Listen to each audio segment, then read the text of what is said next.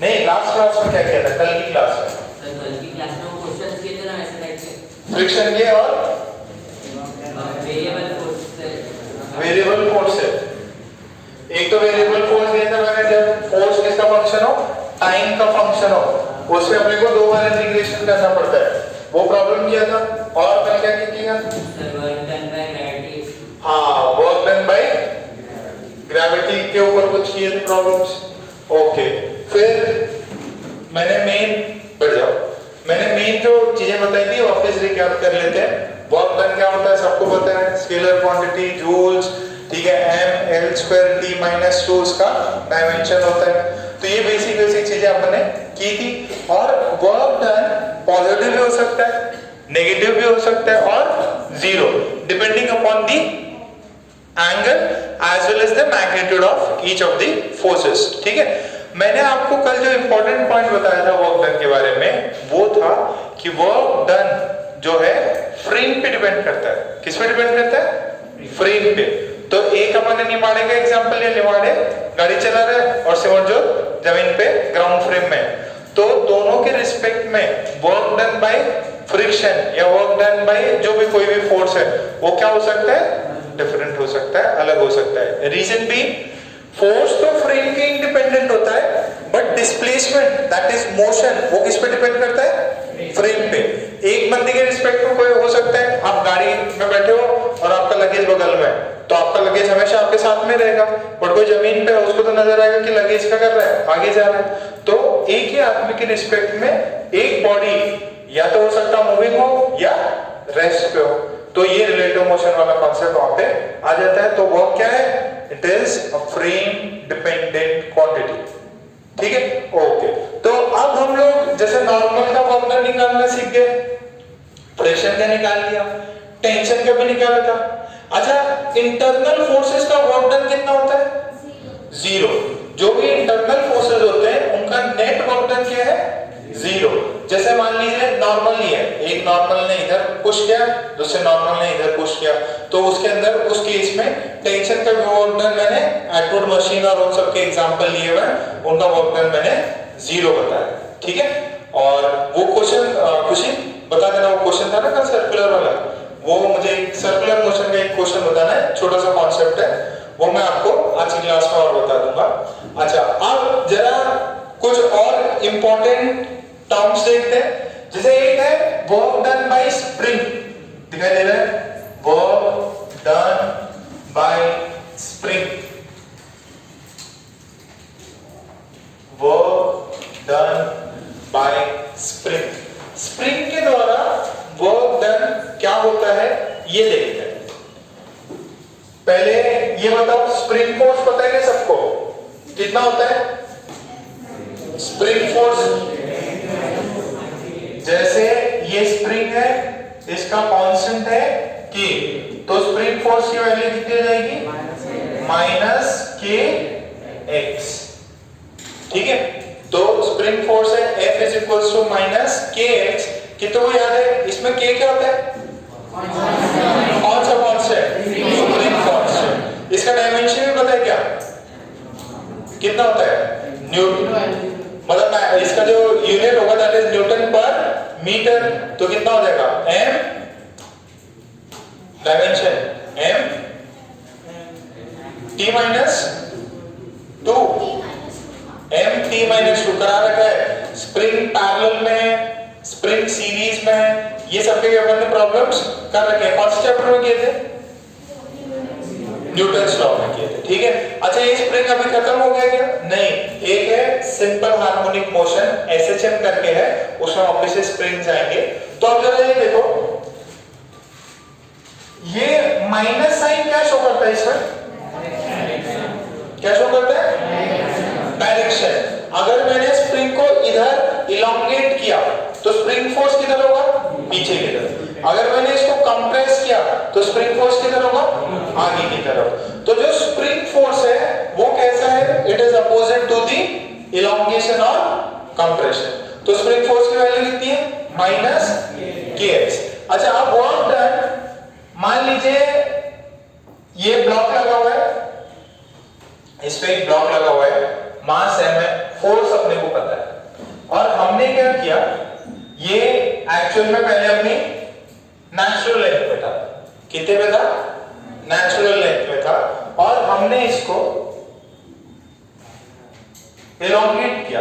हमने क्या किया बेटा, इसको इलोंगेट किया, और कितने डिस्टेंस से किया, हमने इसको x डिस्टेंस से इलोंगेट किया।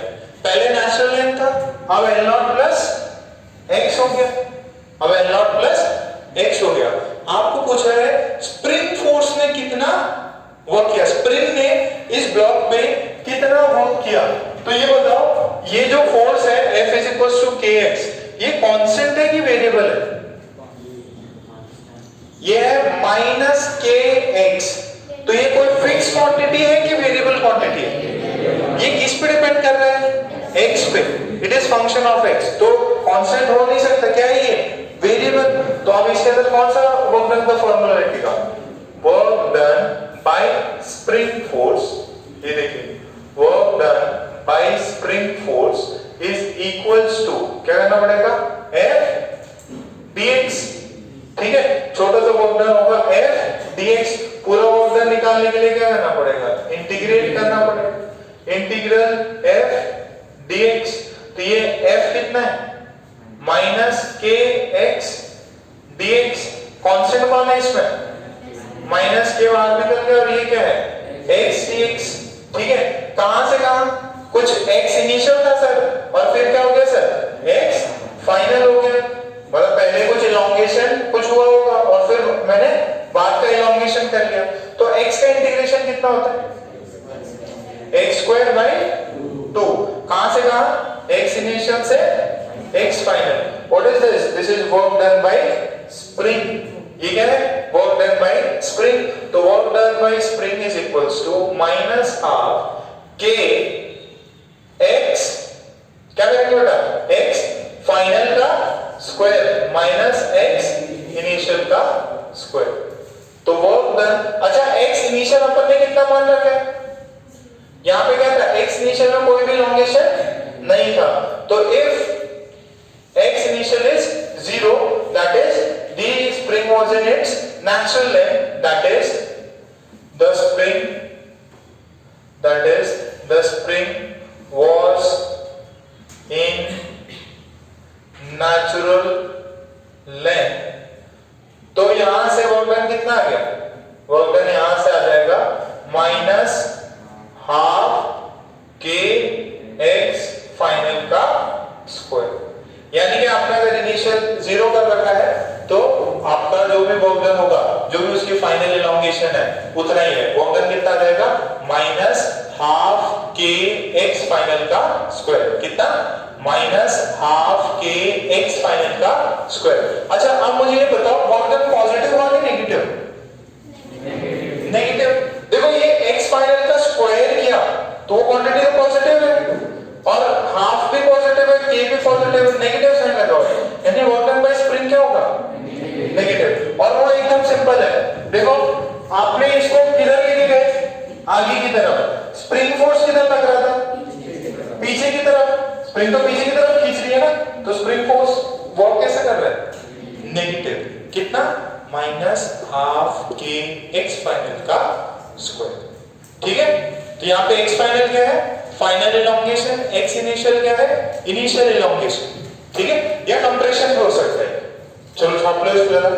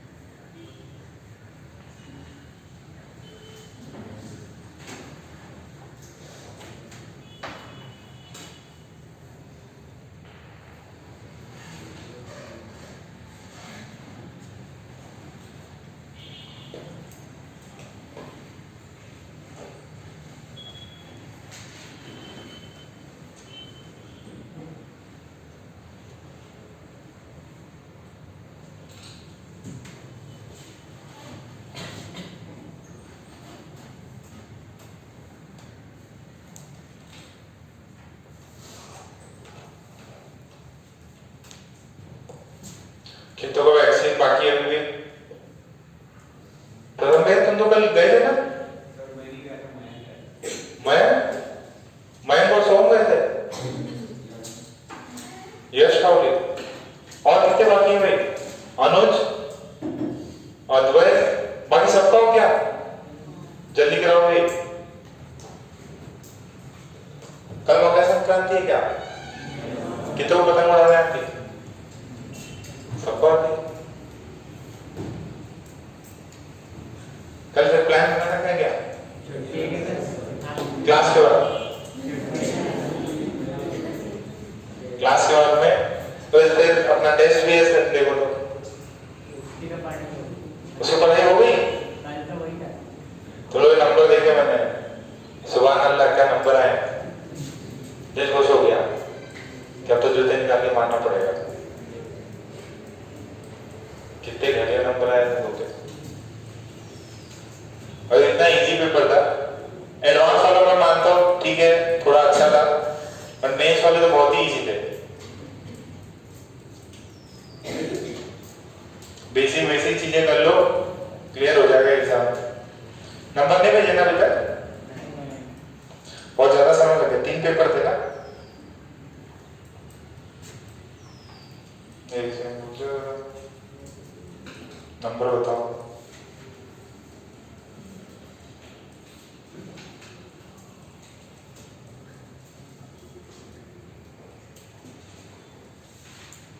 तन्मय पेपर अच्छा क्या था बेटा?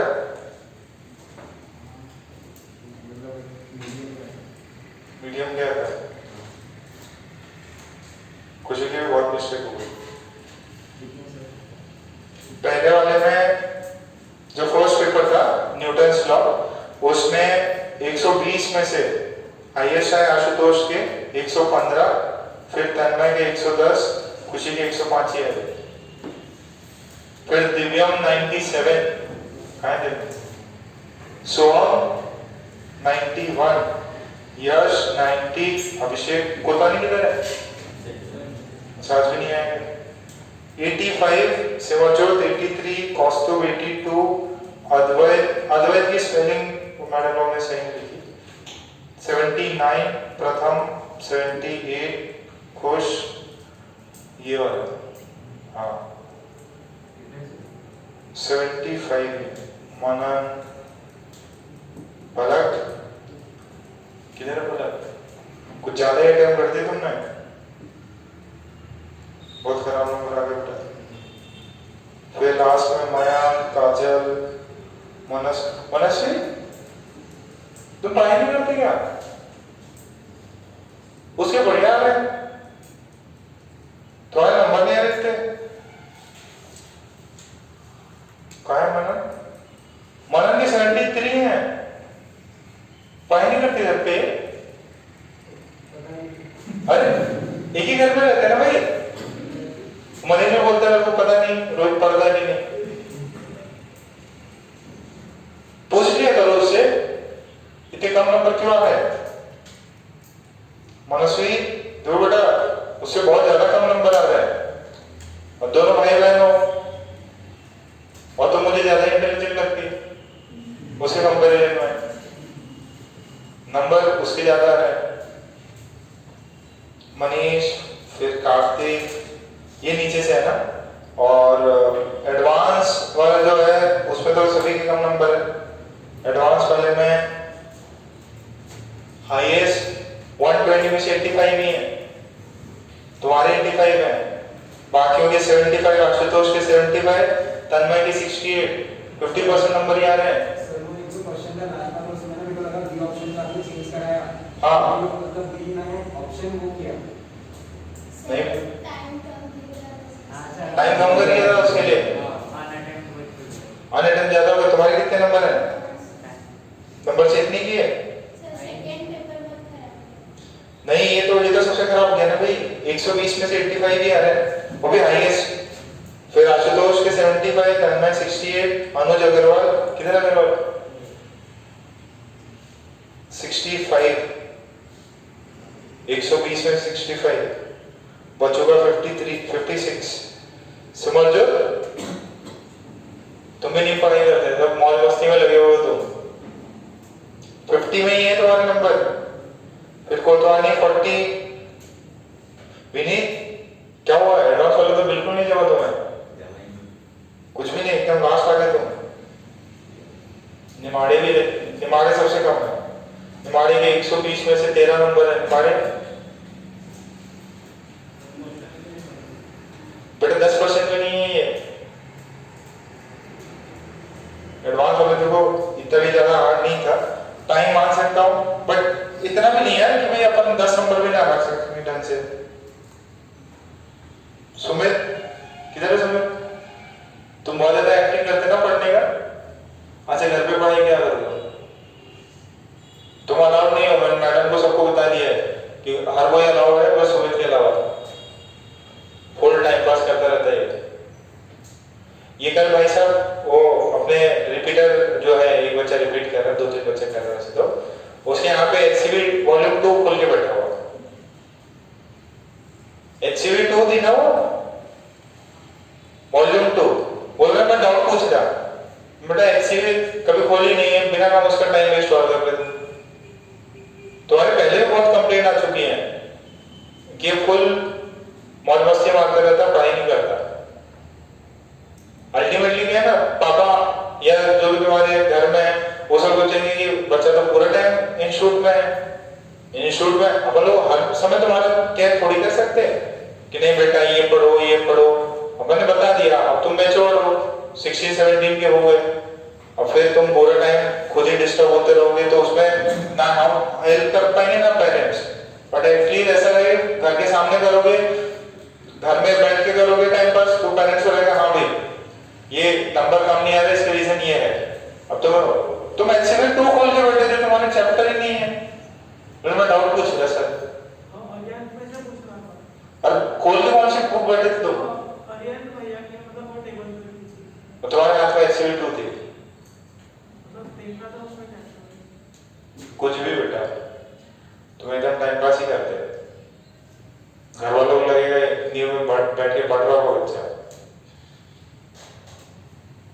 तुम यहाँ मत रहो, तुम सीधा कर जाए, यहाँ बैठकर टाइम पास ही करते। ये स्प्रिंग फोर्स वाला आ गया, work done by spring force is negative. तो लिख लो एक बार, work done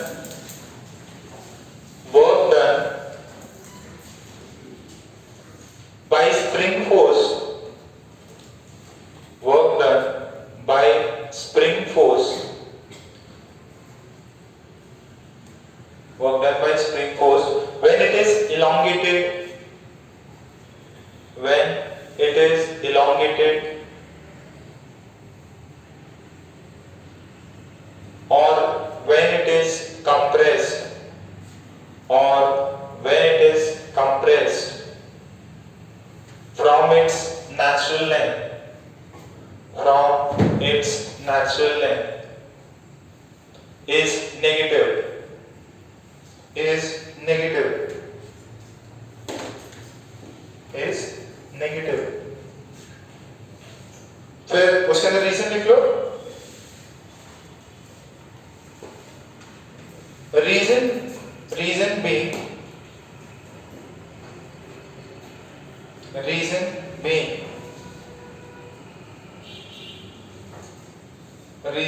being the force and displacement are in opposite direction. Reason being the force and displacement, reason being the force and displacement, reason being the force and displacement are in opposite direction, are in opposite direction, are in opposite direction। ठीक है। अच्छा एक चीज और है, ये जो भी अपन इसका इलॉन्गेशन कर रहे हैं ना, x डिस्टेंस इनिशियल लेंथ था और अपन ने x इलॉन्गेशन किया, तो ये जो है एक टर्म आता है स्लोली स्लोली, स्लोली स्लोली। ठीक है, तो ये जो भी अपन काम कर रहे हैं कैसे कर रहे हैं, स्लोली स्लोली हम लोग इसको मूव कर रहे हैं। अब ये स्लोली का मतलब क्या है, इसका बहुत ज्यादा स्पीड नहीं है, ना ही इसका एक्सेलरेशन है। स्लोली मतलब ऐसे लिया हुआ है आराम से ऐसे, तो इसका कोई भी एक्सेलरेशन नहीं है। तो इसको मूव कराने के लिए कौन चाहिए रहेगा? एक एक्सटर्नल फोर्स चाहिए रहेगा, और वो एक्सटर्नल फोर्स किसके बराबर होगा? स्प्रिंग फोर्स के बराबर। ठीक है, ओके। तो यहां तक ये पॉइंट लिखा, ये लिख लेना। ये काम अपन ने कैसे किया है? Slowly slowly. हमेशा आपको एक वर्ड मिलेगा स्लोली स्लोली, इसका मतलब इसका काइनेटिक एनर्जी नहीं है, बहुत एकदम आराम से प्यार से अपन ने इसको खींचा हुआ। ठीक है, ऐसा नहीं तुरंत इधर खींच लिया, ठीक है, ऐसा नहीं, एकदम धीरे धीरे धीरे इसको लेके गए। अच्छा, अब नेक्स्ट एक सिंपल सा क्वेश्चन लिख लो। इसमें सिंपल सा क्वेश्चन लिखो।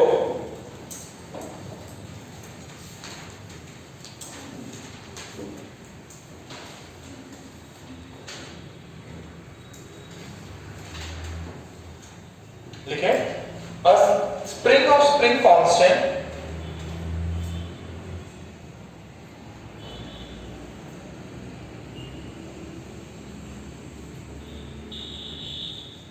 a spring of spring constant 5000 Newton per meter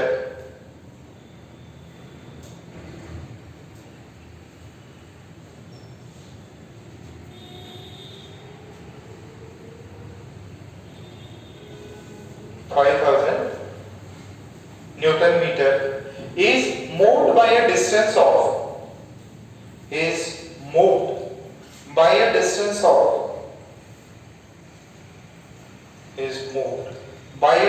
of 5 centimeter,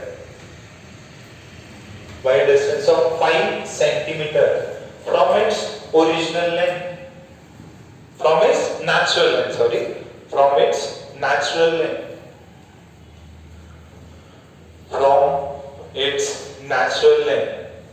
then find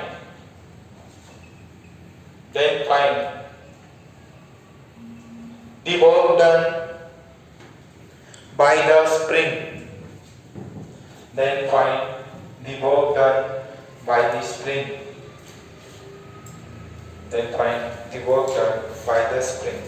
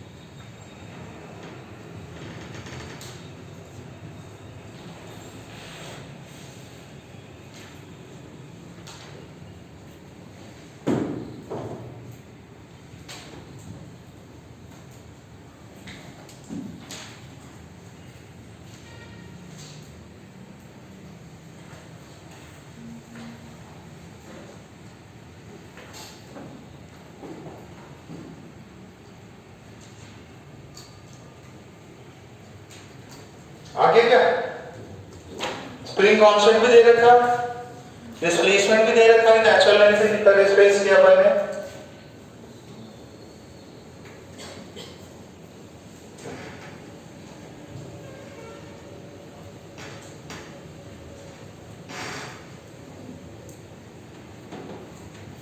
ये देखिए वर्क डन कितना होता है, हाफ के एक्स फाइनल का होल स्क्वायर। एक्स इनिशियल कितना है, 0, तो ये एक्स इनिशियल अपना नेचुरल लेंथ में था वो, तो दिस इज 0। के की वैल्यू कितनी है, नेगेटिव साइन भी रहेगा, के की वैल्यू है 5000 और एक्स फाइनल की 5 सेंटीमीटर है, तो 5/100 का होल स्क्वायर कितना होगा, ये देखिए जरा, 1 माइनस में ये 5000, ये 25 और ये 10 to power 4, तो ये 3 इधर से गए 10 बचा, तो दिस इज 2, तो कितना आ रहा है -25/4 आ रहेगा इतना। ये क्या यूनिट होगा इसका? जूल्स। -25/4 that is -6.25। कितना है? -6.25 -6.25 कितना का आया? सबको एक ही आंसर आया था। ओके, चलो एक और दूसरा प्रॉब्लम करो। A spring constant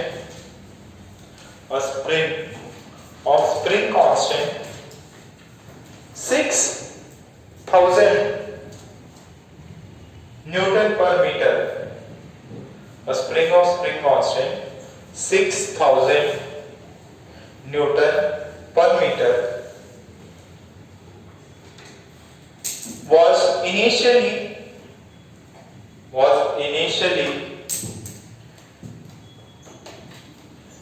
compressed by 3 centimeter from its natural length, is further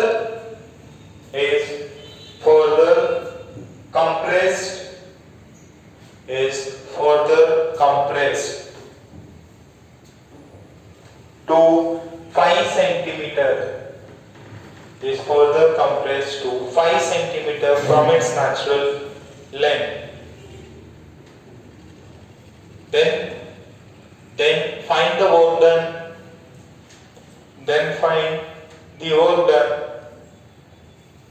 During this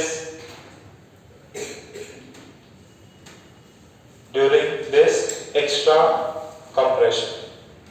Then find the work done during this extra compression. पहले कितना कंप्रेस था? 3 सेंटीमीटर, फिर बाद में कितना हो गया? 5 सेंटीमीटर। ये दे रखा है, x इनिशियल x फाइनल दे रखा है, निकालो।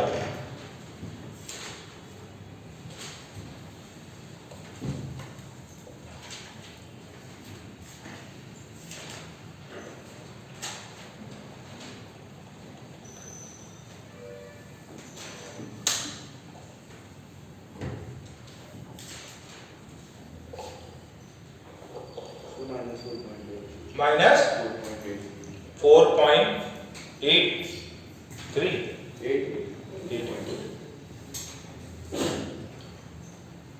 हाफ दे रखा, के दे रखा, माइनस के साथ में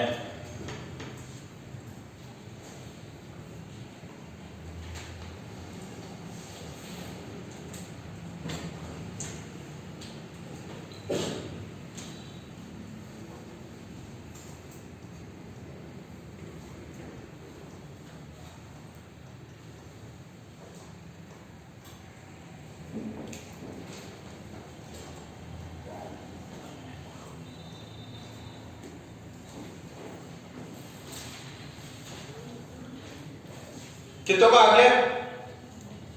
बाकी लोग करो तो यार, वैल्यूज तो डालो, एकदम सिंपल सा है।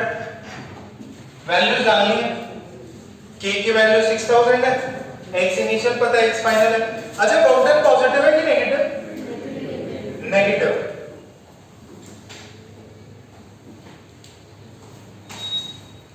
चलिए देखते हैं, इसमें वर्क डन जो है that is -12 k x initial था कि फाइनल था?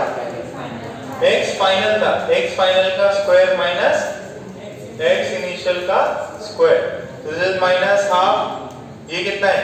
6000। और इनिशियल कितना था? सॉरी, फाइनल कितना था? 5/100 का होल स्क्वायर। इनिशियल था 3/100 का होल स्क्वायर। तो ये कितना है? This is -3000। अब ये कितना है?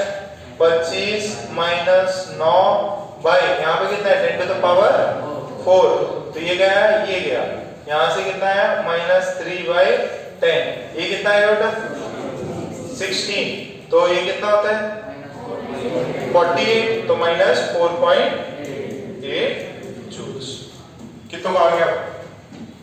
ओके, तो अब एक असर्शन रीजन वाला क्वेश्चन है, वो लिखो, क्वेश्चन लिखो। The work done by spring force is always negative. The work done by spring force is always negative. True or false? अगर ट्रू है तो रीजन बताओ, अगर फॉल्स है तो रीजन बताओ।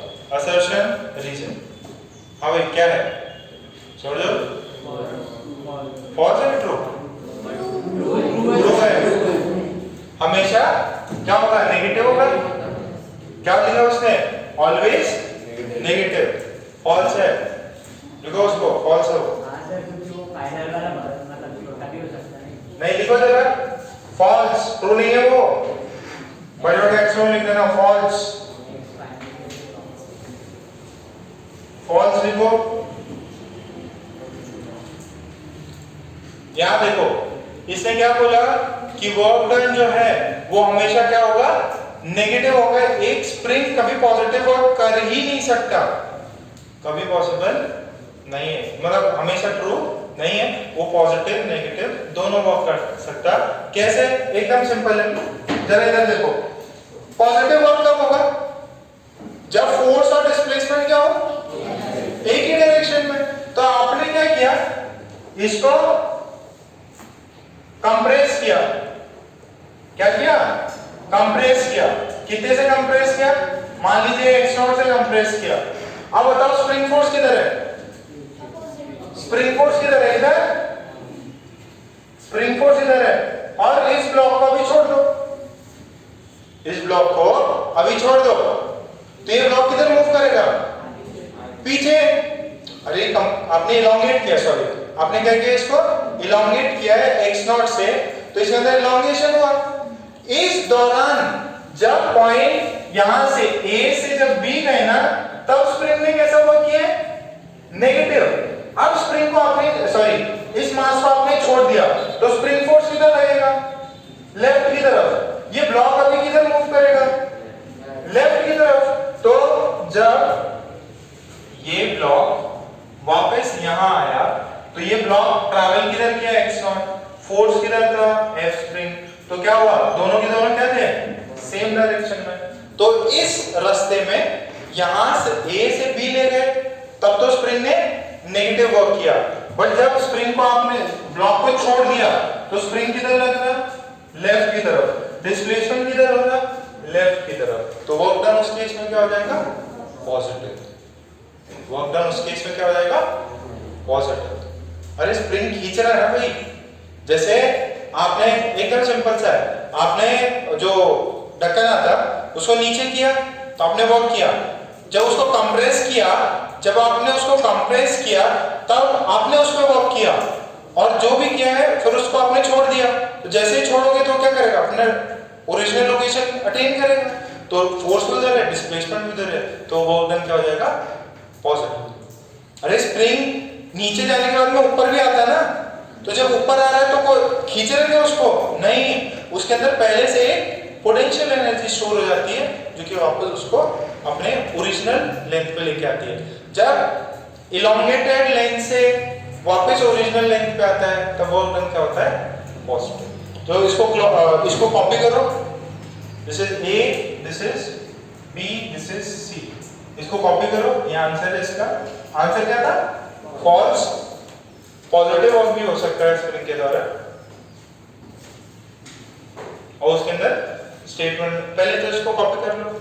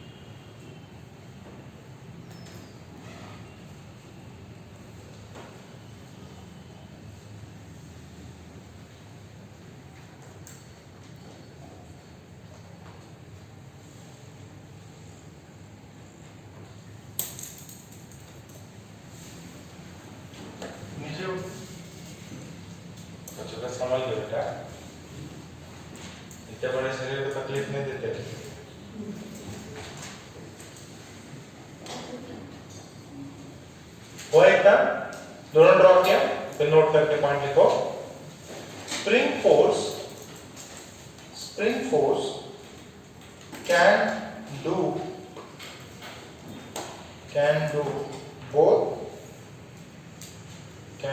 both positive as well as negative work.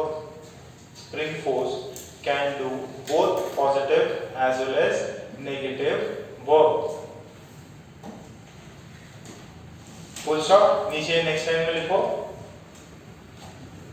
whenever a spring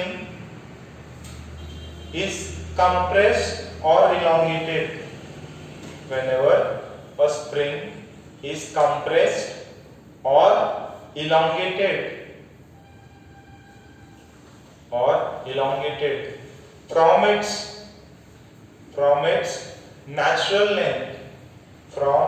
its natural length, then negative work is done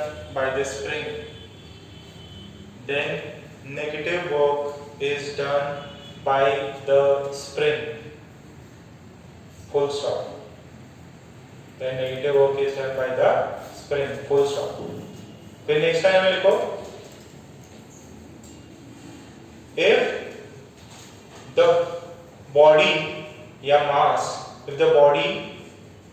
mass is moving from the compressed or elongated state, the body or mass is moving from the compressed or elongated state to the original या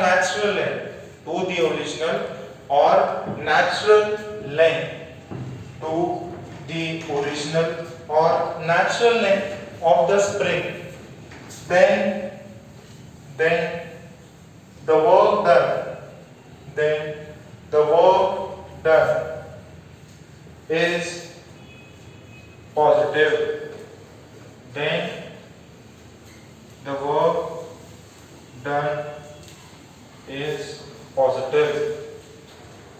Then the work done is positive. Then the work done is positive.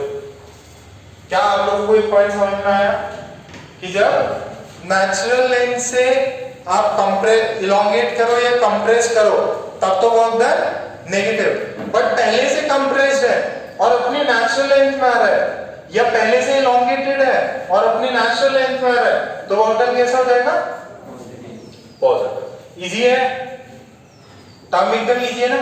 तो कोई भी assertion, reason, true और false, ऐसा कहीं पे भी अगर सवाल है, सर जेई में आता क्या आ सकता बेटा, इतने सारे एग्जाम में आया हुआ है, कुछ मल्टीपल चॉइस में आ सकता, नहीं एमएससीटी में आ सकता, या आप दूसरे जो भी एग्जाम दे रहे हो, बिट्स का दे रहे हो, या इसमें किसी में भी आ सकता। ठीक है, ओके, तो ये हो गया। अब हम लोग कुछ अलग टाइप के फोर्सेस को डिस्कस करते हैं। स्प्रिंग फोर्स मैंने डिस्कस कर दिया, अब हेडिंग डालो, हेडिंग डालो,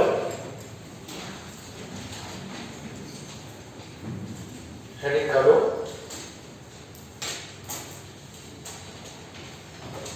टाइप्स ऑफ फोर्सेस, हेडिंग डालो, types of forces, types of forces, types of forces. देखो क्लासिफिकेशन करने के बहुत सारे तरीके हो सकते हैं, ठीक है। एक हो सकता है मैं पुशिंग पुलिंग फोर्स बोल रहा हूँ, या एक ऐसा हो सकता है कि कुछ जो है फील्ड फोर्स होते हैं, याद है क्लासिफिकेशन करवाया था मैंने कि जिनको आपको टच नहीं करना अपने आप, जैसे ग्रेविटी है वो क्या है, फील्ड फोर्स है, और कुछ फोर्सेस होते हैं कॉन्टैक्ट फोर्स, जैसे अगर टेंशन लगाना है, नॉर्मल लगाना है तो आपको टच होना ही पड़ेगा। वैसे ही हमने फोर्सेस को क्लासिफाई कर रखा है दो टाइप में। अब ये जो फोर्सेस हैं ये वर्क डन के बिहाफ पे क्लासिफाई होते हैं। एक फोर्स होता है कंजर्वेटिव, दूसरा होता है नॉन कंजर्वेटिव। कंजर्वेटिव, कंजर्वेटिव, दूसरा है नॉन कंजर्वेटिव। और इसका एक क्वेश्चन तो बहुत पॉपुलर है, हमेशा पूछा ही जाता है, अभी के लिए नहीं आगे के लिए भी बहुत जरूरी है, पूरे फिजिक्स में आएगा, इलेक्ट्रोस्टैटिक्स, मैग्नेटिज्म में, प्लस आपके ग्रेविटेशन में ये टर्म्स बार बार रिपीट होंगी। जैसे inertial frame non inertial frame था, वैसे ही ये वाला पार्ट भी रिपीट होने वाला है। कौन सा? Conservative and non conservative forces. तो क्या होते हैं ये समझते हैं। पहला हेडिंग है कंजर्वेटिव फोर्सेस, पहला हेडिंग है कंजर्वेटिव फोर्सेस, कंजर्वेटिव फोर्सेस। पहले डेफिनेशन देख लेते हैं कि होता क्या है कंजर्वेटिव और non conservative.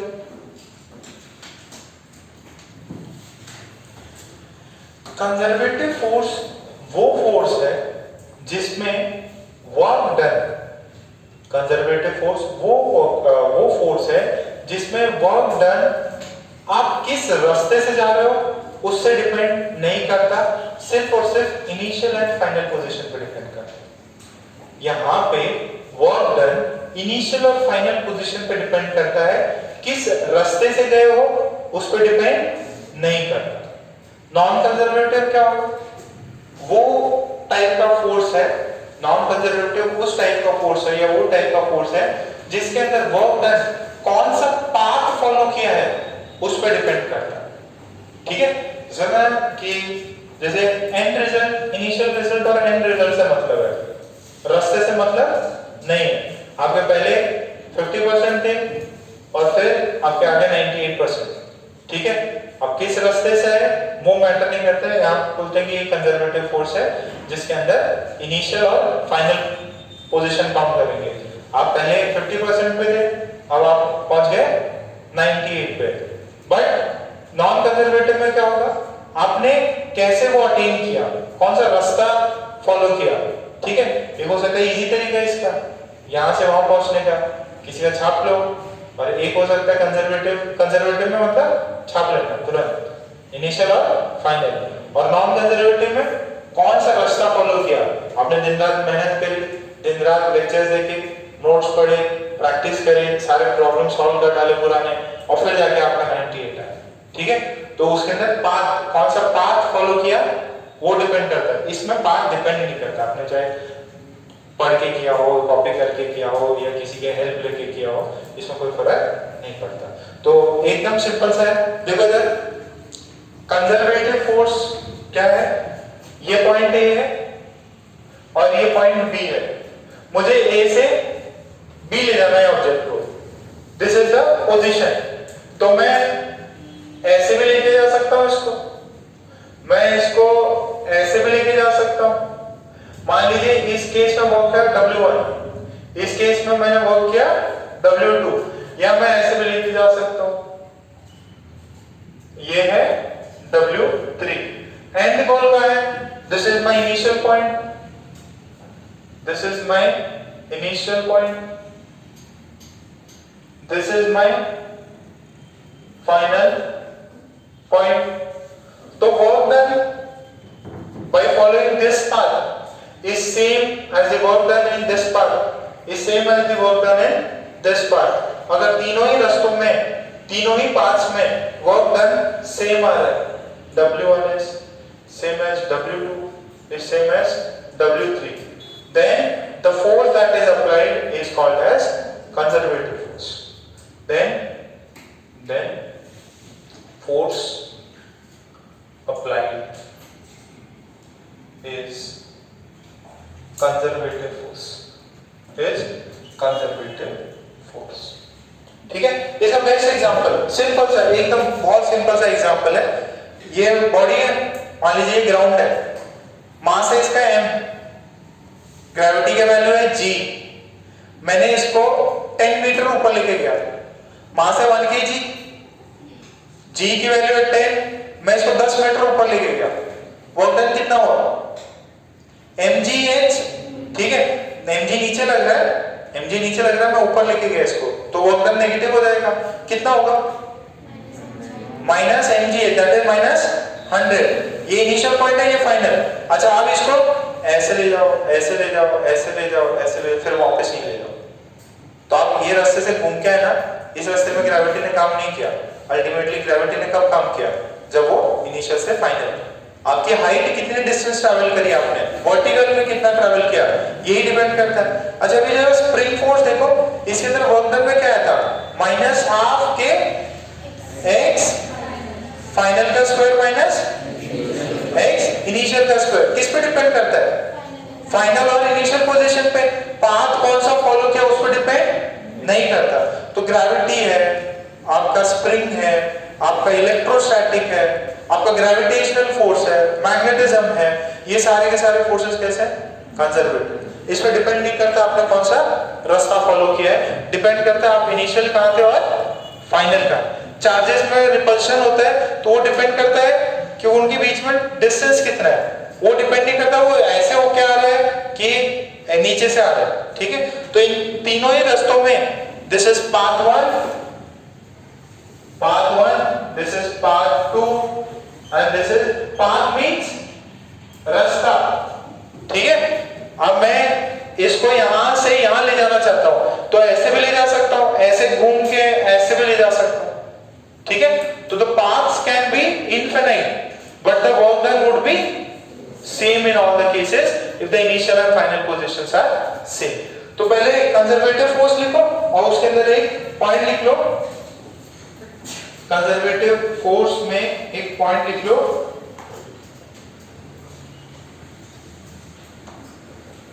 A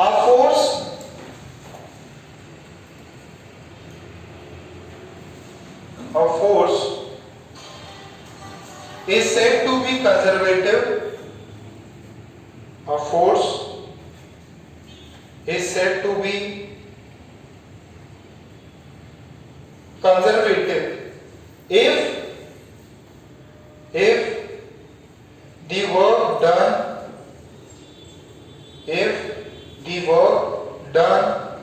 by or against the force, if the work done by or against the force in moving a body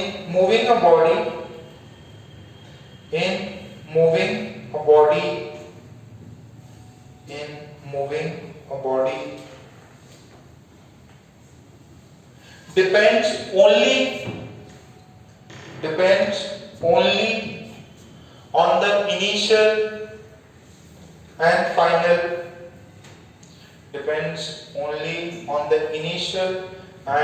final position, depends only upon the initial and final position, depends only upon the initial and final position, and not on the path followed, and not on the path followed, and not on the path followed। किस पे dependent है? Initial and final position पे। इसको बोलते हैं this forces are path independent and these are position dependent. ठीक है, फिर ये सेकंड पॉइंट लिख के ना ये ड्रॉ कर लो। पहले तो डेफिनेशन लिख ली और ये डायग्राम बना लो। और पता है ये एग्जाम में बहुत बार क्वेश्चन पूछ चुका है। सेम बोला कि F is conservative and the body is moving. IIT JEE में आ चुका, नीट में आ चुका कई बार। ये पार्टिकल है ए से बी मूव कर रहा है और W1 W2 W3 सेम है, तो बताओ फोर्स क्या होगा? Conservative, non conservative, can not be predicted. या आपको बोल देगा अगर फोर्स कंजर्वेटिव है तो W1 W2 W3 में कौन बड़ा कौन छोटा? सेम हो जाएगा। ये क्वेश्चन बहुत बार आ चुका है, पिछले बार भी आया था। अभी इतने सारे अटेम्प्ट हो रहे हैं तो किसी न किसी पेपर में दे ही सकते हैं।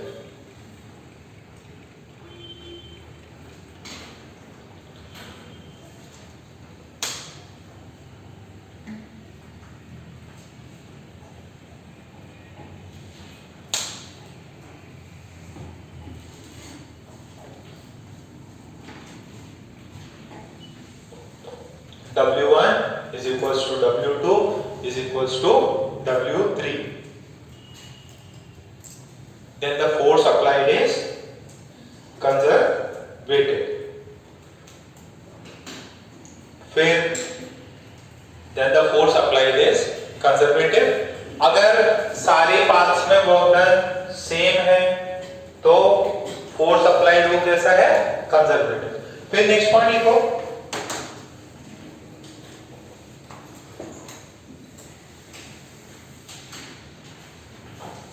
अच्छा ये बताओ, थर्ड पॉइंट में मैं ऐसे बता रहा हूं, आप ए पे हो, बी पे, आप ए से बी गए, ठीक है, और फिर बी से ए आ गए, तो आपने क्या कर लिया? कंप्लीट राउंड बना लिया. आप जिस इनिशियल पोजीशन पे थे आप फाइनल पे गए, फिर वापस वहीं पे आ गए, तो वर्क डन कितना होगा? 0. जैसे ग्रेविटी ऊपर से या नीचे से ऊपर ले गए नेगेटिव वर्क को, और फिर इसको नीचे लेके आ गए, तो दोनों में ही क्या किया है? वर्क हुआ है. एक में पॉजिटिव और एक में स्प्रिंग को आपने इधर खींचा, इलोंगेट किया, फिर वापस स्प्रिंग को इधर लेके आ गए, वर्क डन कितना हुआ? 0. तो एक राउंड ट्रिप में वर्क डन कितना हो जाता है? 0. तो लिखो किसके लिए? कंजर्वेटिव फोर्स के लिए, क्योंकि डिपेंड किस पे करता है? इनिशियल और फाइनल पोजीशन. आपकी इनिशियल पोजीशन ही वापस क्या हो गई? घूम फिर के फाइनल पोजीशन हो गई. तो इसमें लिख लीजिए वर्क डन बाय और वर्क डन बाय और against a conservative force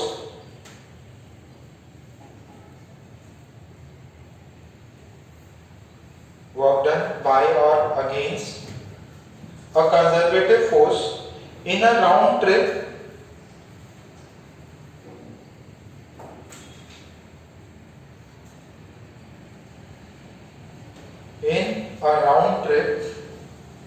is 0. In a round trip is 0. तो आप लिखोगे work done from A to B and B to A is 0. ये डायग्राम ड्रॉ कर लो. Work done from A to B and B to A is 0. Work done from A to B and B to A. Net work done जो हो जाएगा वो क्या हो जाएगा? 0.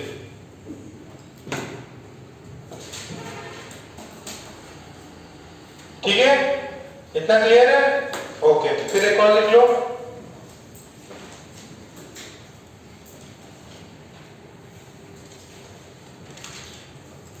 एग्जाम्पल लिखो. एग्जाम्पल करके लिखो. Gravitational force, spring force, gravitational force, spring force,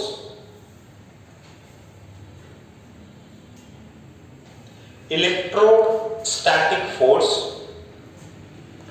electrostatic force, electrostatic force, electrostatic force, and magnetic force, and magnetic force are conservative forces, are conservative forces, are conservative forces, are conservative forces,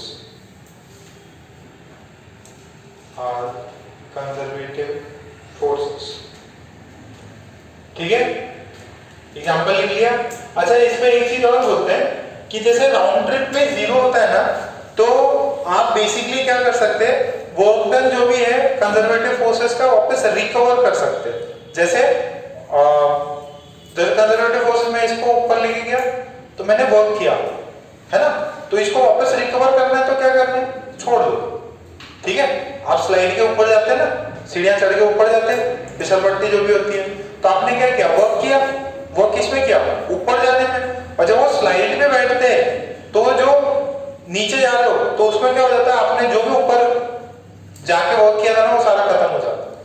ठीक है, सो इसमें एक point और लिख सकते हैं, लिख लो, work done by conservative force is completely recovered. Work done by conservative force is completely recovered. Work done by conservative force is completely recovered. जैसे सेम है, आपने स्प्रिंग को कंप्रेस कर दो और उसको छोड़ दो, वापस क्या करेगा, अपना जो भी वर्क किया आपने वापस रिकवर किया जा सकता है। वो क्या किया जा सकता है, वापस रिकवर। और जैसे सेम बेसिकली इसका कॉन्सेप्ट है पोटेंशियल एनर्जी। जो भी आप वर्क करते हो किसमें स्टोर हो जाता है, पोटेंशियल एनर्जी, और पोटेंशियल एनर्जी को वापस अपन रिकवर कर सकते हैं। पेन को ऊपर ले गए, छोड़ दिया, जो भी वर्क किया था सारा पोटेंशियल एनर्जी में था, वापस रिकवर हो गया। या स्प्रिंग को आपने कंप्रेस किया और फिर छोड़ दो तो वापस अपने नेचुरल लेंथ पे आ जाएगा। यानी वर्क डन कैसा है, वापस रिकवर किया जा सकता है। ठीक है, क्या चारों पॉइंट्स, पांचों पॉइंट्स क्लियर? हाँ सर, स्लाइड पे जब अपन करते हैं उसमें तो लेकिन डिस्प्लेसमेंट का तो ना, अपन स्टैटिक पॉइंट पे तो आई नहीं है, तो फिर वर्क डन जीरो कैसे होगा? Horizontal sorry vertical work done zero हो जाएगा। ग्रेविटी का देखो, इसमें आप यहां पे थे, अब यहां पहुंच गए, ठीक है, चल के सीधे चल के, और फिर आपका ये स्लाइड है, ठीक है, तो यहां पे जब भी आओगे आप इसी लेवल पे गिरोगे। ठीक है, तो वर्क डन ग्रेविटी का अगेंस्ट क्या होगा, mgh, हाइट आपने सेम रखी, ठीक है, हाइट जो आपने जितना वर्क किया था वापस रिकवर हो गया। हाँ, अब ये हुआ कि देखो आप जो है ना तो ऊपर चल के गए ना, आपका हॉरिजॉन्टल कवर हुआ है, आपका ये सॉरी वर्टिकल वर्क कवर हुआ है, हॉरिजॉन्टल में आप थोड़ा सा आगे इसकी वजह से गए क्योंकि आपको वेलोसिटी कंपोनेंट मिल गया, और वो स्लाइडिंग थी इसकी वजह से आप हॉरिजॉन्टल में भी आगे चले गए, और उसके अंदर दूसरे लोगों ने काम किया, बट आपका ग्रेविटी का वर्क तो पूरा रिकवर हो गया, और जितने हाइट में गए थे वापस उतने ही हाइट नीचे आ गए। ग्रेविटी का कंजर्वेटिव का वर्क, और फिर आपकी कोई कुछ स्पीड होगी तो आपका कुछ काइनेटिक एनर्जी होगा, वो काइनेटिक एनर्जी भी बेसिकली कन्वर्ट हुआ है तो फ्रिक्शन के अगेंस्ट, या जो वाटर स्लाइड होती है उसमें पानी आता है, जो वेसल और ये सब है वो वाटर, तो वो भी आपको मोशन देता है। ठीक, हाँ हाँ, फ्रिक्शन रिड्यूस, और वो भी आपको मतलब एक जो आपका जो भी स्लाइड वाला रहता है, जैसे उसमें क्या हो जाता है, शीट्स यूज करते हैं वो, अगर वो वाटर स्लाइड्स है ना आपको तुरंत नहीं बिठाएंगे, वो शीट्स यूज करते हैं, तो बेसिकली वो भी एक एक्स्ट्रा एनर्जी लेके जो है आपको काइनेटिक एनर्जी भी मिलती है। इसमें करेंगे थोड़ी देर बाद में। जो इसके अंदर क्या है, सिर्फ और सिर्फ कंजर्वेटिव फोर्सेस का वर्क रिकवरेबल है। अब नेक्स्ट आ जाएगा अपना नॉन कंजर्वेटिव फोर्स, जो भी कंजर्वेटिव फोर्स में लिखा उसके एकदम अपोजिट यहां पे आएगा। तो पहले बात इसका डेफिनेशन में क्या आ जाएगा, डेफिनेशन नॉन कंजर्वेटिव फोर्स लिखो, नॉन कंजर्वेटिव फोर्स लिखो,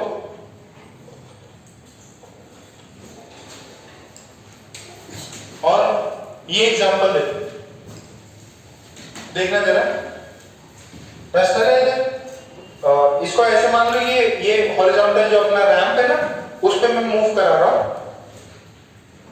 ये ऊपर लेके गया, फिर मैंने इसको ऐसे लेके गया, फिर ऐसे, और फिर ऐसे, मैंने इसको ऐसा घुमा दिया, तो इधर इधर इधर और इधर, ये मास है m, तो सरफेस का म्यू रिफ्लेक्शन कोएफिशिएंट है, फ्रिक्शन कोएफिशिएंट है म्यू, और ये डिस्टेंस है a, ये b, ये a और ये b। मैं कैपिटल A से कैपिटल B पॉइंट पे गया, तो फ्रिक्शन के जैसे ये है, मैंने अपना पैर मूव कराया, ठीक है, तो फ्रिक्शन के अगेंस्ट वर्क हुआ, तो फ्रिक्शन में कितना वर्क किया होगा, work done by friction from A to B, friction की वैल्यू कितनी होगी, म्यू mg आप चले इधर, फ्रिक्शन किधर लगा, पीछे, तो minus mu M G into a. फिर नेक्स्ट देखो, work done from B to C, आप यहां पहुंच गए, कितना डिस्टेंस ट्रेवल किया, बी, फ्रिक्शन किधर लगा होगा, म्यू एम जी पीछे लगा होगा, तो this is minus mu M G into B. कितना समझ में आ रहा है बेटा? आप पॉइंट ए से बी चले तो ये डिस्टेंस कितना है, स्मॉल है, फ्रिक्शन कितना लगा, म्यू एम जी, ये टॉप व्यू है, this is top view, horizontal surface पे चल रहे हो, तो ए से B mu M g force और डिस्टेंस है a, work done from B से C minus mu M G into b. Next है work done from C to D, C से डी तक वो कितना हो, minus mu M G into a. Work done from D से A कितना है, minus mu M G into, अब आप घूम फिर के यहां पे वापस आए, टोटल वर्क डन कितना हो, सबका एडिशन जीरो नहीं होगा, सबको ऐड करना पड़ेगा ना भाई। तो ये जो है आपके यहां से यहां के पाथ में, एक हो सकता है मैं यहां से यहां चले जाऊं, तो अब ये डिस्टेंस कितनी हो जाएगी, under root a square plus b square. Friction अभी भी पीछे लगेगा, और ये सिर्फ और सिर्फ किस पे डिपेंड कर रहा है, पाथ पे। अरे यहाँ पे लेंथ ए है, यहाँ पे लेंथ बी है, यहाँ पे लेंथ कितना है, तो अगर अपन एक डायरेक्ट पाथ से चले, एक मिनट रुक जाओ बस छापने से पहले, अगर अपन इस पाथ पे चले, कौन सा, वर्क डन फ्रॉम ए से सी, तो कितना आ जाएगा, माइनस म्यू एम जी, तो फ्रिक्शन फोर्स, डिस्टेंस कितना है, under root a square plus b square, under root a square plus b square. अच्छा ये बताओ, आप ए से बी चले और बी से सी, यहां पे टोटल वर्क डन कितना होगा, माइनस म्यू एम जी ए प्लस बी, और बट ये क्या हो रहा है, under root a square plus b square. क्या ये पाथ पे डिपेंड कर रहा है, पाथ से इंडिपेंडेंट है, पाथ पे डिपेंड कर रहा है, आप कौन सा रास्ता ले रहे, उस रास्ते की लेंथ कम आ रही, यहाँ पे इस रास्ते की लेंथ छोटी है और इस रास्ते की लेंथ बड़ी है, तो इस रास्ते में आपको ज्यादा मेहनत लगी, इसके लिए कम मेहनत लगी। तो यहाँ पे क्या हो रहा है, वर्क डन जो है पाथ पे डिपेंड कर रहा है, तो इसको बोलते हैं नॉन कंजर्वेटिव फोर्स। ठीक है, तो पहले हेडिंग डाल ली ना, तो उसमें पॉइंट लिख लो, a force is said to be non-conservative. A force is said to be non-conservative if work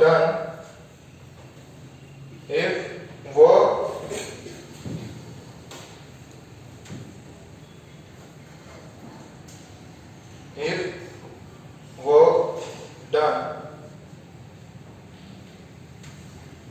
by or against, if work done by or against the force in moving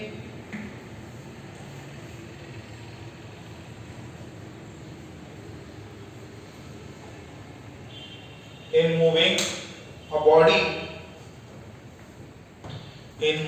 body depends upon the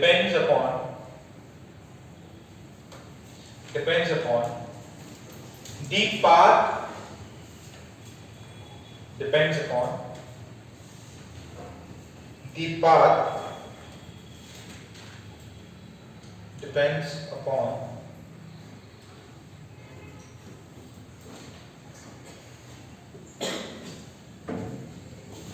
depends upon the path between the initial and final points.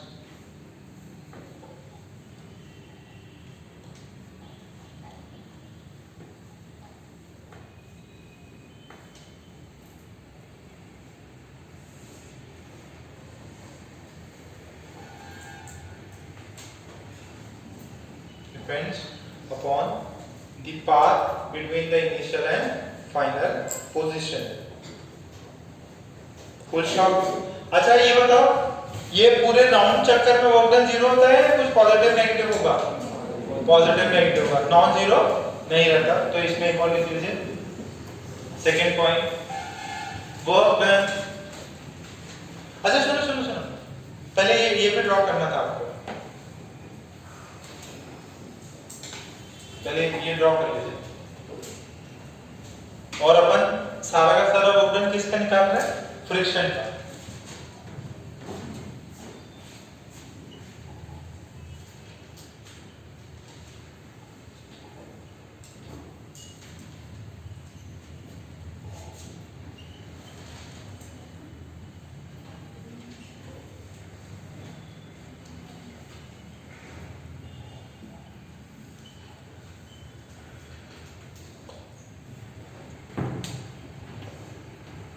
थोड़ा draw कर लीजिए, जो भी points लिखे हैं वो भी लिख लीजिए।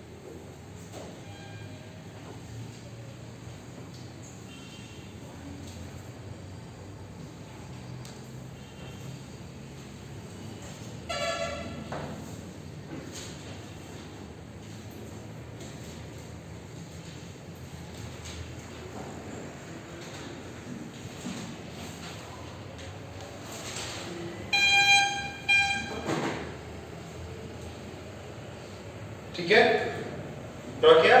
नहीं, चलो ड्रॉ कर पड़ा।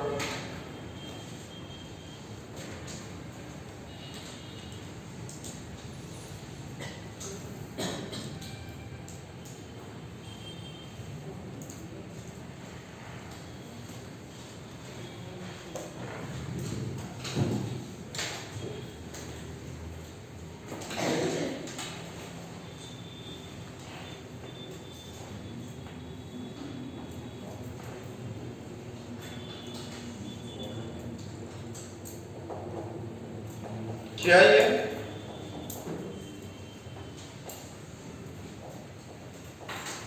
ओके, तो वो भी लिख लीजिए, work done in the round trip is minus mu mg a plus b plus a plus b।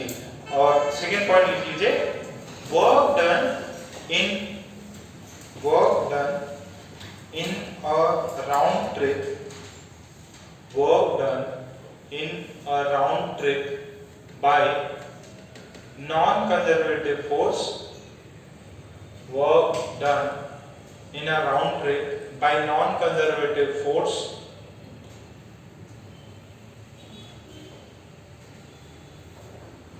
is non-zero,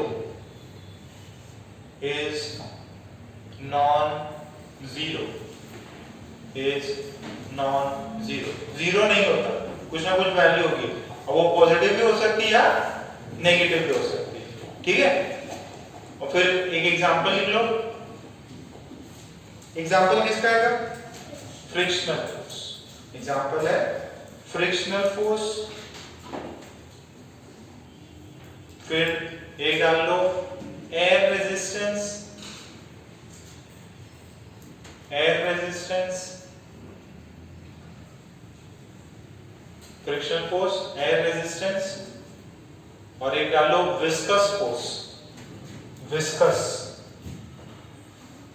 viscous force, viscous force.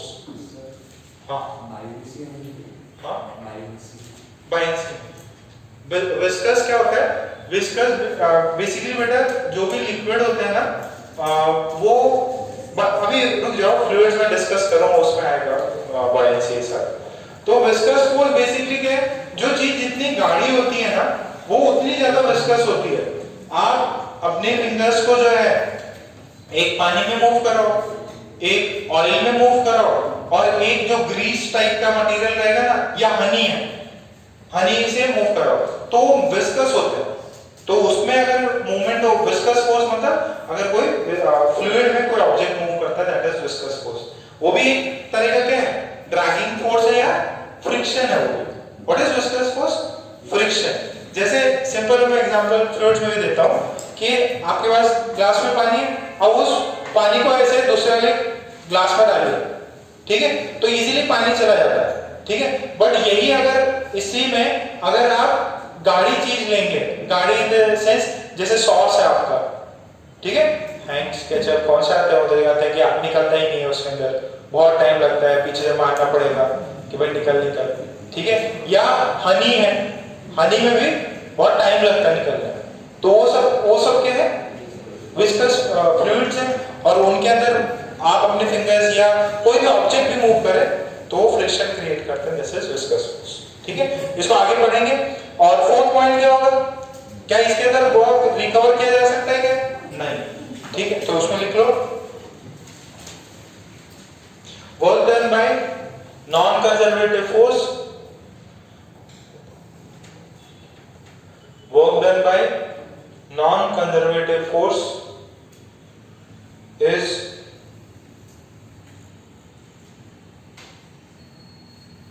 is not recoverable. Work done by viscous force, sorry, work done by non-conservative force is not recoverable. Clear है? पक्का? क्या definitions clear है? दो type के force, कौन से? Conservative और non conservative. हमने इनको किस बेसिस पे क्लासिफाई किया? पाथ पे। अगर जिसमें पाथ पे इंडिपेंडेंट होता है, सिर्फ फाइनल और इनिशियल पोजीशन पे डिपेंड करता है, उसको क्या बोलते हैं? कंजर्वेटिव। उसको क्या बोलते हैं? Conservative force. और जिसके अंदर पाथ पे डिपेंड कर रहा है उसको नॉन कंजर्वेटिव। अच्छा, इनिशियल से फाइनल राउंड ट्रिप मार दिया तो किस में जीरो होता है? कंजर्वेटिव में जीरो होता है, और नॉन कंजर्वेटिव में नॉन जीरो होगा। एग्जांपल सबको पता ही है, ठीक है। एक में ग्रेविटेशन आ गया, स्प्रिंग आ गया, इलेक्ट्रोस्टैटिक जो इंपॉर्टेंट, इधर कौन से? फ्रिक्शन, विस्कस, ये सब इधर आ गया। और एक में जो कंजर्वेटिव होता है उसके अंदर रिकवर किया जा सकता है, इसमें रिकवर नहीं किया जा सकता, ठीक है। एकदम सिंपल है, ओके। अब जरा एक प्रॉब्लम लिखो। A block of mass m, a block of mass m is placed at the bottom, is placed at the bottom of an incline. Block of mass m is placed at the bottom of an incline of friction coefficient mu, of friction coefficient mu,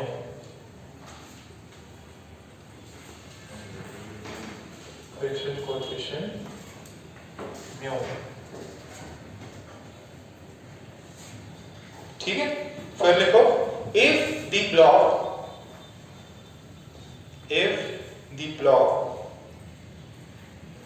is moved, if the block is moved slowly,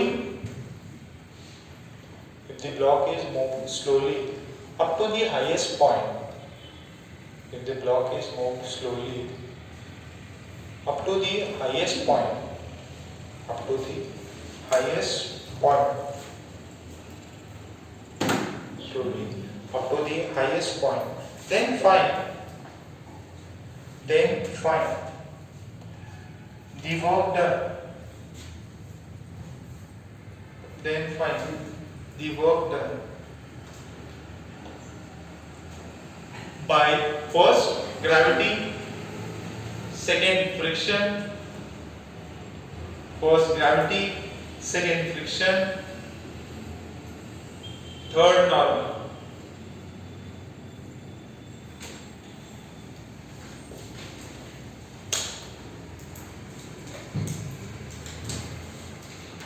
उसमें एक और चीज लिख लो, the block is moved slowly.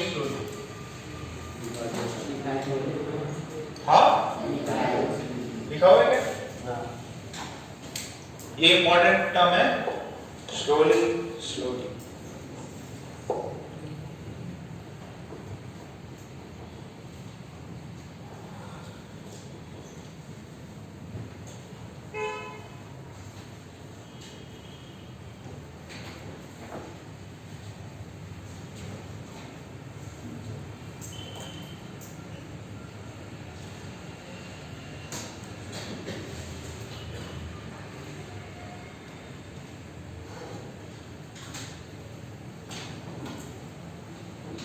Gravity ने कितना किया, friction ने कितना किया,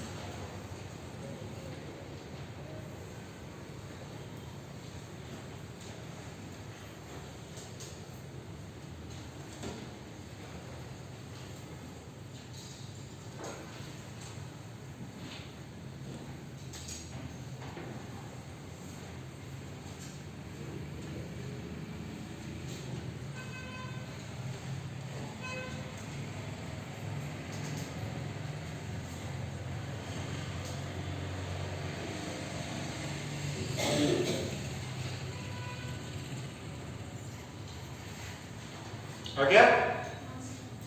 ये देखिए, ये लेंथ कितना है, स्मॉल है, ये वाला लेंथ कितना है, h, ठीक है।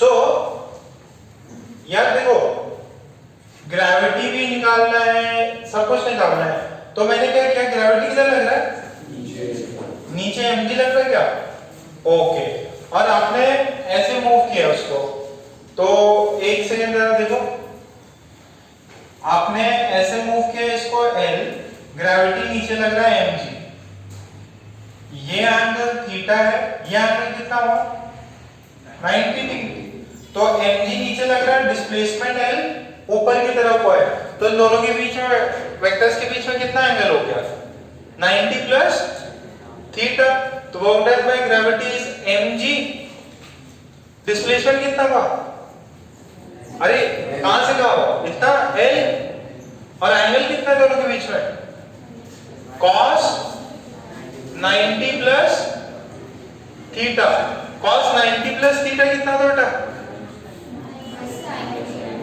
mgl, ये कितना हो जाएगा माइनस sin थीटा, अच्छा ये देखो, this is minus mgl sin theta.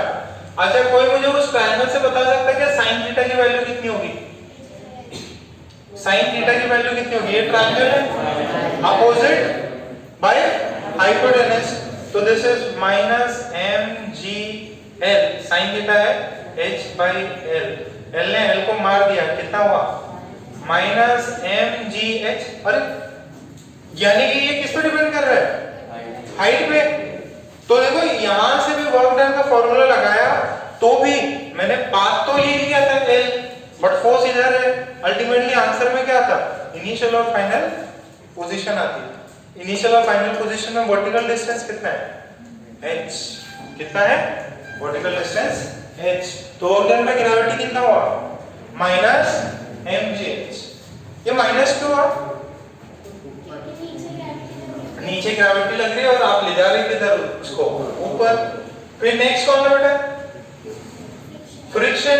अच्छा फ्रिक्शन की वैल्यू निकालने से पहले मुझे ये बताओ, उसको हमने कैसे लिखे, फ्रिक्शन की वैल्यू निकालनी होगी, उसको फास्ट मूव किया कि स्लोली, स्लोली, यानी कि उसका एक्सेलरेशन हो रहा है क्या, नहीं, अच्छा ऐसा केस है फ्रिक्शन किधर लग रहा होगा? नीचे के ऊपर? हाँ फ्रिक्शन किधर लग रहा होगा? हाँ अच्छा उसको किधर ले जा रहे हैं? ऊपर। तो आपने कुछ एक्सटर्नल फोर्स ऐड लगाया होगा क्या? अच्छा नीचे कौन कौन से फोर्सेस लगे होंगे? mg sin थीटा लगा होगा और फ्रिक्शन लगा होगा और एक फ्रिक्शन भी लगा होगा। नीचे क्यों लगा? क्योंकि वो ब्लॉक को किधर ले जा रहे हैं? ऊपर। फ्रिक्शन कौन सा है, स्टैटिक है कि काइनेटिक? काइनेटिक। अरे स्टैटिक होता तो मूव ही नहीं करता ना, तो काइनेटिक फ्रिक्शन नीचे लगा, ब्लॉक को किधर ले जा रहे हैं? ऊपर। समझ आ रहा है कुछ? अच्छा तो यहां से क्या लगता है, कैपिटल F कितना होगा? F plus mg sin theta. इसके बराबर होना पड़ेगा और इसको एकदम धीरे धीरे से ले जा रहे हैं, इसका कोई भी एक्सेलरेशन नहीं है। एक्सेलरेशन नहीं है यानी कैपिटल F बराबर होना चाहिए इसके। और ये कौन सा है? काइनेटिक। कौन सा फोर्स है ये? काइनेटिक। तो ये बताओ काइनेटिक फ्रिक्शन की वैल्यू कितनी होती है? म्यू इनटू n और नॉर्मल वहां से कितना है? mg cos theta. तो वर्क डन बाय फ्रिक्शन कितना आएगा? Work done by friction is Fk into displacement कितना हो रहा है? L हो रहा है ना। फ्रिक्शन आगे लग रहा है कि पीछे? पीछे लग रहा है। और जा किधर रहे हो आप? Up the incline. ये friction force down the incline लग रहा और आपने ट्रैवल कितना किया? L ऊपर ट्रैवल किया। तो ये हो जाएगा माइनस ये इसकी वैल्यू कितनी है? mg cos थीटा और ये कितना है? तो समझ में आया? क्लियर है इतना? पक्का? This is minus mu N G L cos theta. ठीक है? पक्का? ओके। फिर एक और नॉर्मल ने वो कितना किया? 0। ये तो पहले भी किया था मैंने कुछ। तो angle between normal is perpendicular to L, तो work done by normal is 0। Angle is 90 degree. Normal perpendicular to the incline है और डिस्प्लेसमेंट हो रहा है अपना अलोंग द इंक्लाइन, तो work done by normal is 0। Work done by normal कितना आ गया? 0। क्या क्लियर है यहां तक? पक्का? ओके। तो फिर हम पोटेंशियल एनर्जी बात नेक्स्ट क्लास करेंगे, ठीक है? बट पहले अभी आप बुकलेट निकाल दो। बुकलेट में देख लेते सवाल। सची बता भाई, कल कितने लोग पतंग उड़ाएंगे? पतंग पक्का उड़ाओ। तो एक्चुअली हम लोग ने कल का क्या सोचा है कि एक बार हमने क्लास रखी, बच्चे बोले फर्स्ट बैच में कि सर यहाँ पे पतंग उड़ाना बहुत ज़्यादा वो है, कंपलसरी है हमारे लिए। बस अच्छा है, तो क्या चाहिए? छुट्टी चाहिए? तो बोला कि नहीं कोई छुट्टी नहीं, हमने नेक्स्ट डे क्लास रख दी, ठीक है? बट हुआ क्या कि गाने बजाने बहुत ज़्यादा हुए, टेरिस पे लोग माइक वाइक सब बहुत ज़्यादा है, तो हमारे ढंग से क्लास ही नहीं हो पाई। तो पिछले क्लास तो ऑनलाइन चल रहा था, ऑनलाइन में भी यही हुआ, मेरे बिल्डिंग में बहुत ज़्यादा आवाज़ है, तो इसकी वजह से हम लोग इस वाले दिन क्लास की छुट्टी कर देते हैं, क्योंकि सभी लोग शोर शराबा करते रहेंगे और बाजू वाले तो नहीं है, यही है तो पतंग उड़ाने आ जाएंगे।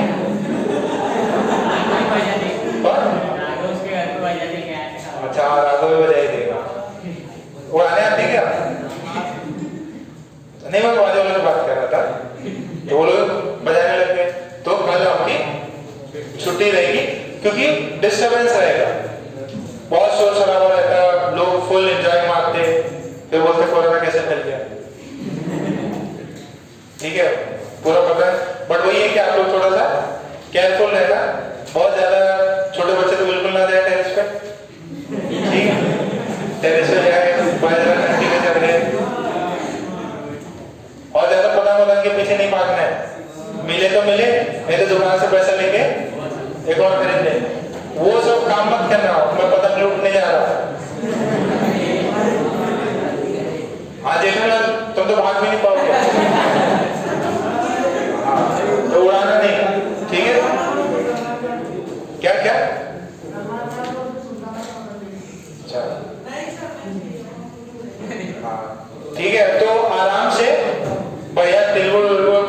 त्रिकोण आते हैं ना, वो सब करना और पढ़ाई करना। संडे को टेस्ट है, सैटरडे को क्लास रही है ना, सैटरडे को क्लास है। अभी स्प्रिंग कोर्स में कहाँ पे क्वेश्चन है?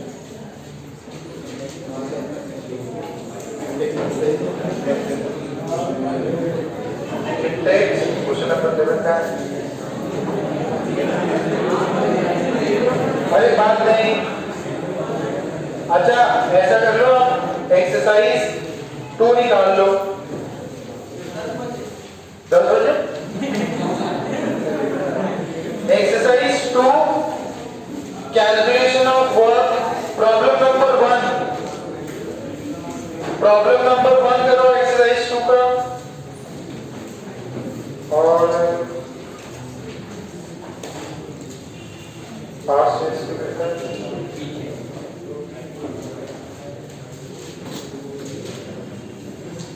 क्या जो अपना इंटेक्स एक्सरसाइज भी अपन ने, सॉरी